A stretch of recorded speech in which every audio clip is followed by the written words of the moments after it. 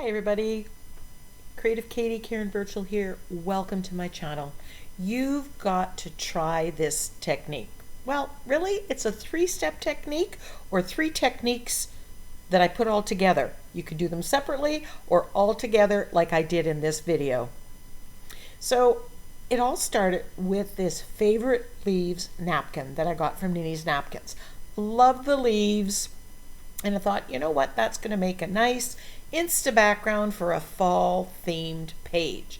At this point, I really didn't know exactly where I was going with this, but OMG, stay tuned because we are going to transform this napkin. So I'm just sizing it on my 7x10 Canson Mixed Media page. And I tried cutting with scissors, but you know what? There's a faster way. Get out a rotary cutter, straight edge, and cut it. It's straight, it's easy, it's quick. So I'm just, again, sizing the portion of the napkin that I want with where the leaves I want and positioning it roughly. Now at this stage of the game, all I was thinking of was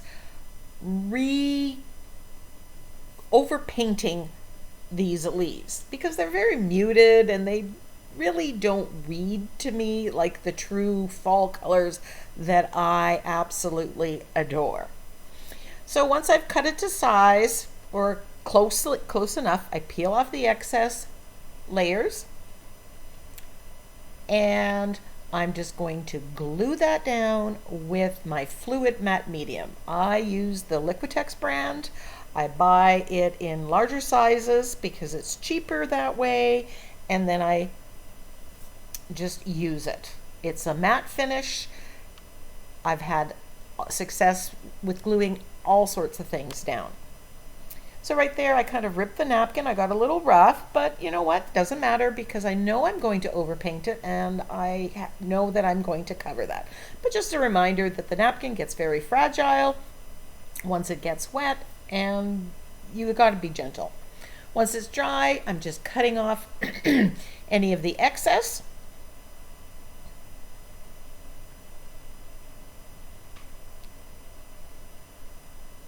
And now we are going to change it up. And here's my inspiration. Nature. I went for a walk. Here are the leaves, the browns, the reds, the yellows, the greens. I really wanted these colors on my napkin. So I grabbed out my Inktense blocks. Now these are ink, not watercolor, but they act like watercolor. So you get that same kind of look. I'm going to mix in at times a little bit of gesso if I want it more opaque. Now this is the first technique of my three-step technique. It's kind of 3-in-1. And all I'm doing is overpainting with the Inktense blocks. And I am using a combination of colors. Yellows, oranges, burgundies, greens, browns. And I am just very loosely painting over the leaves, brightening those colors, turning them into more of the fall colors that I adore. I have got a paper above, so I'm testing out the colors, but I find, you know, I'm mixing greens and I'm mixing yellows with the green and the reds with the green, and I'm dropping in color. Now I've sped up the footage because there's lots of repetition, but I did want you to see the complete transformation as I paint these leaves. Now, I can change the color however I want. Doesn't really matter what's the bottom of that. The napkin just serves as the base. And so I'm just reaching in, grabbing greens, yellows, oranges, dropping wet into wet so you get that watercolor beautiful look. And I'm applying the base color of paint. Of course, at this time, this is all as far as I got. I thought, okay, I'm just going to change the colors, and that was it. The second and third step evolved throughout the creative process. So here I'm dropping in, I've got burgundies, And you can see I've really brightened these colors. I will link to the Inktense blocks. They are not cheap, but they last a long time, and they, for me, are a must-have in my studio, just as much as my acrylic paints. I love using them. Overpainting is one way to use them, but there's so many ways of using these Inktense blocks. So here you can see I've really changed this color of leaf, added some of the burgundies, yellows. I come back to it. You know, you're not done till you're done.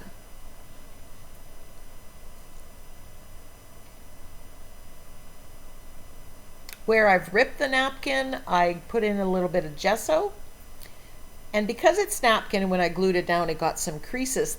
The leaves actually look like leaves. They've got texture on them.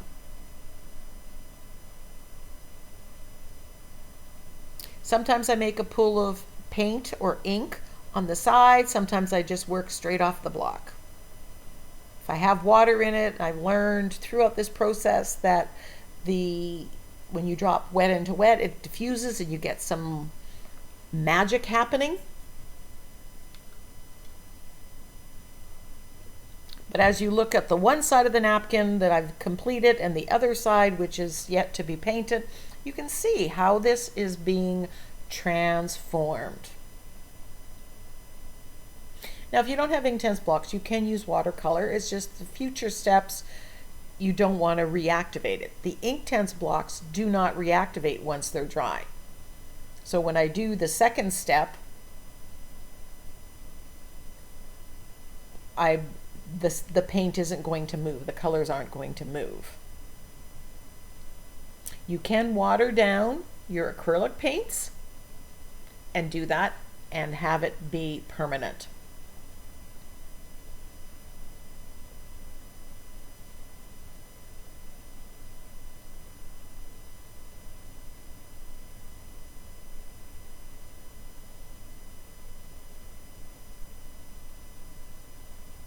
There, I'm just testing out the colors, making sure that it's not too bright. I want it to be those muted fall colors, but the bright ones, not the pastel ones that were in this napkin.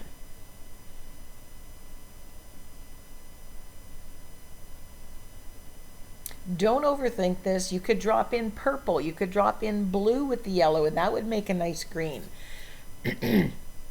Don't overthink this process. Now, if you don't have the leaves napkin, you can do the same overpainting with Inktense blocks for any focal image.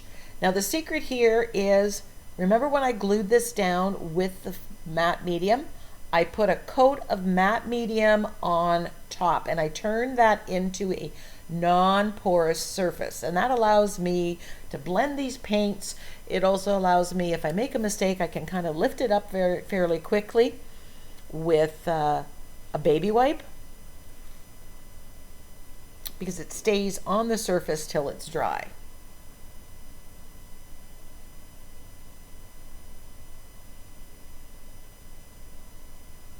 I found the more I went through this, the looser I got, the better the results. I was, you know, there always gets to a point where I shut off my thinking part of my brain and just go with the intuitive side.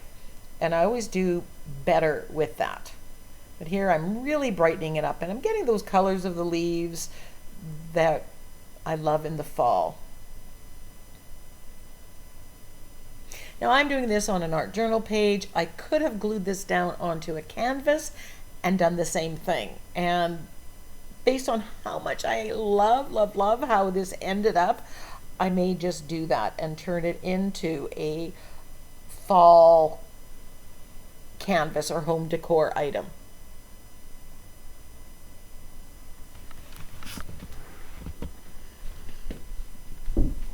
Now, all things considered, this whole process really took about 45 minutes, and it's very simple. Nothing in this process is overly difficult.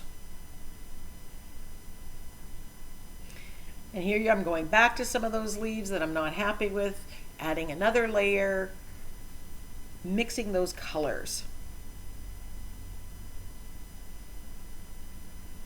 And when you look at nature and you look at the leaves, there is no absolute must look like this, and it's abstract.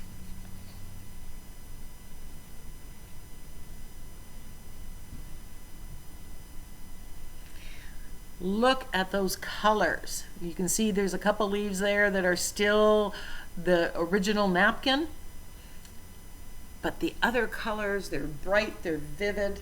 I've really brought this to life. There I had my rip, and I just put some gesso down, and then once that was dry, painted over top of it with the colors. You can't even tell that the rip was there.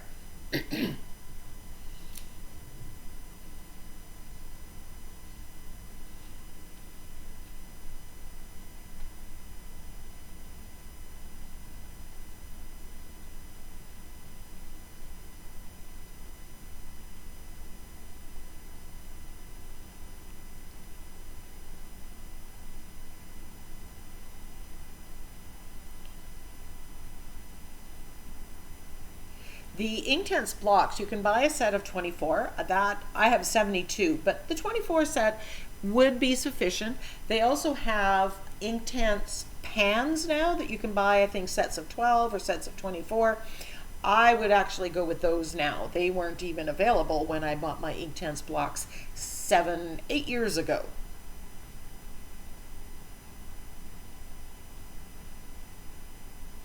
If you have Inktense blocks, please check out, I have a series of about 5 videos that I made 7 years ago, talking about all the ways you can use them in your mixed media art.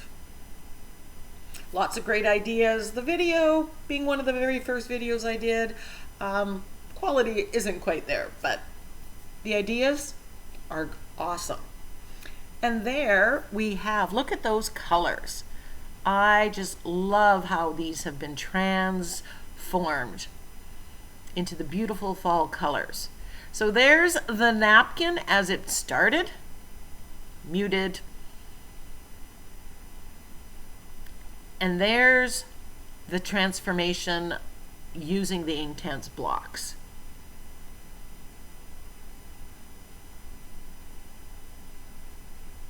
Now when I started, that was about as far as I got. But then at this stage, I decided that I wanted to do a wash of gold. I said to myself, what would happen if? So I took my gold paint, knowing that it's fairly translucent, meaning once you put it down there, you can often see through it. So I'm thinned it down quite a bit with water, and then I'm just painting all the leaves with a wash of gold.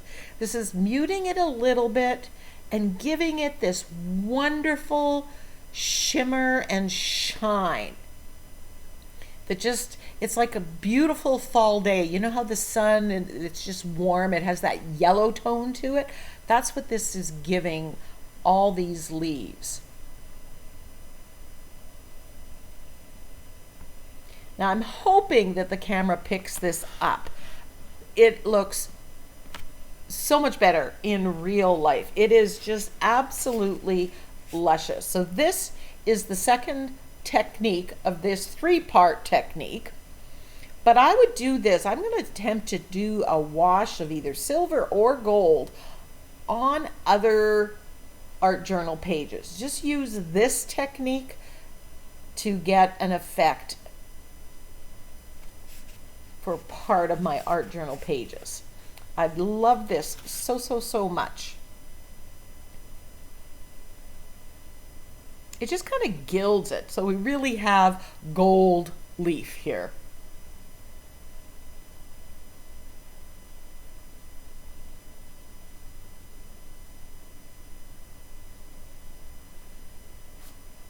So I'm not covering up the colors that were there. It does mute them a little bit, but then it gives that golden vibe to it.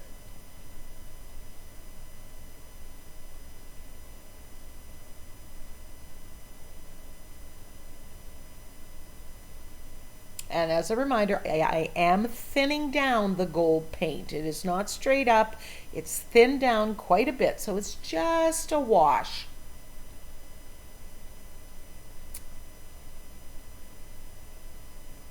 Once that's dry, I am going to add some of the detailing, some of the spines of the leaves. And I'm using an Inktense block and a liner brush for that. And I'm looking at the napkin to see where those spines are. And I'm just doing this very, very loosely. I'm not trying to be exacting. I just want a little bit of hint of lines. I don't want like a straight line. I want it to be, but I wanted to add some of that detailing in that I lost by the overpainting, by the gold wash. I just wanted to bring that out.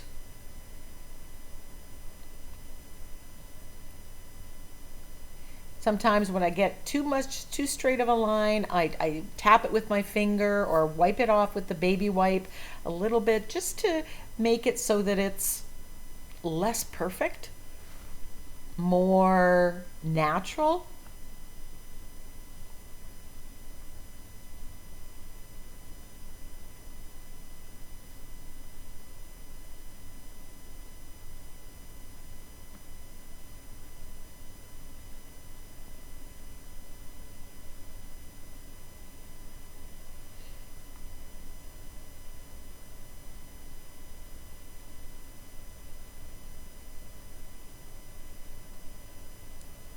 And it's very, very sketchy.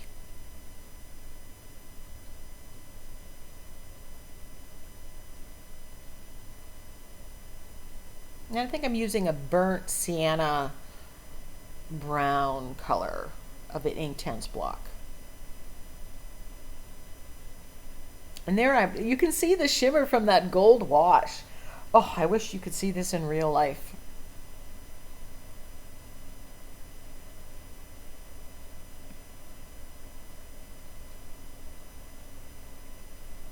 Now I'm doing some shading and I'm using brown and I'm going to edge around the page as the first part of shading. And I'm using brown, not black, because I thought the black would be a little too harsh. There really isn't black in this. There's a lot of browns in that warm tone. I wanted to keep that. So once I've edged it, then I decide to give a little definition to those leaves by shading with the brown. And I'm using my angle brush. I've got a brown acrylic paint on there and I'm just giving it a little bit of definition.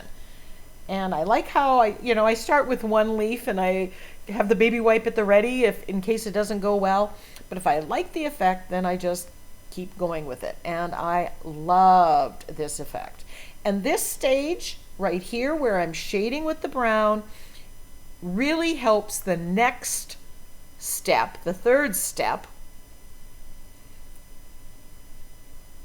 show up even better. It kind of works. It's kind of like a two-step technique. One, shading it with dark,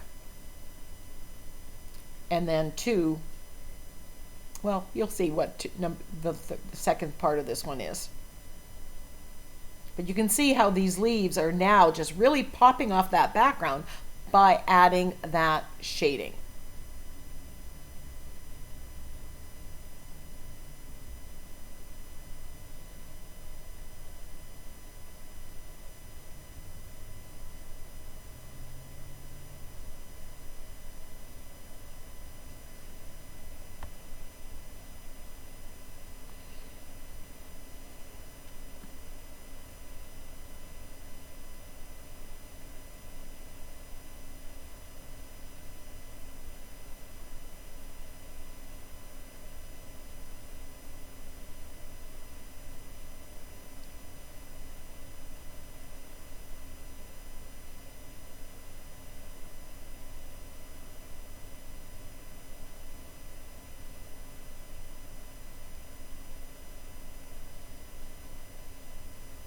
So just in a minute, we are going to move to the last part 3 of this, and we are going to outline it with gold using the fine line bottle. Now this is the same Liquitex Basics gold paint, and it's thinned down and it's put in this bottle. And I am just going not right on the edge, not overly careful, not perfect straight lines, kind of sketchy, and I'm just outlining the leaves. And because there's that dark brown shading that I added, it's making this stand out all the more. Now this adds the outline. You've got the contrast with the brown underneath. And it's also a little bit dimensional. And you'll see that in the close-ups that are coming up. So I just work my way around. Now when you're mixing the paint, I don't have a recipe when you're thinning it, but I just try, shake it up and see how it comes out. You want it to come easily without having to put too much pressure, but you want it to keep that line. You don't want it to be too wet. So it's just trial and error. And I do not mix the entire bottle. I mix a little bit of it. And then the needle goes in there and it keeps it perfectly ready for the next time. And I've gone months and months without it. And here is a close-up of all the steps. The gold wash, the overpainting, and the gold outlining with the shading.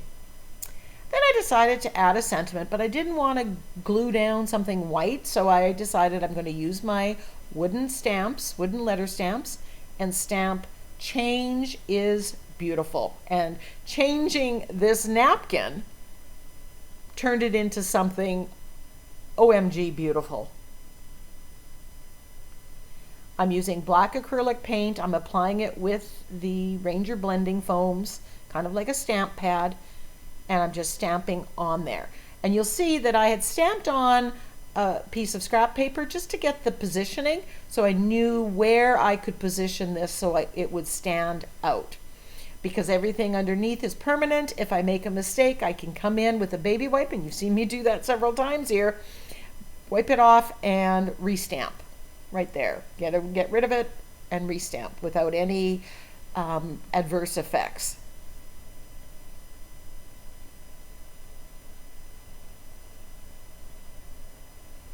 And there I go again. So yeah, wipe it off.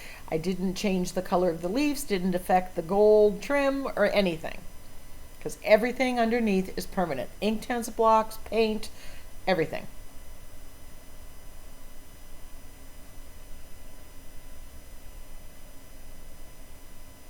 I will put a link to the fine line bottles, Inktense blocks, and the napkin in the description box. I hope you give all 3 parts of this technique a try, or individual techniques a try. I think it can add to your bag of tricks when you are art journaling or doing your mixed media pieces. Until next time, go get creative.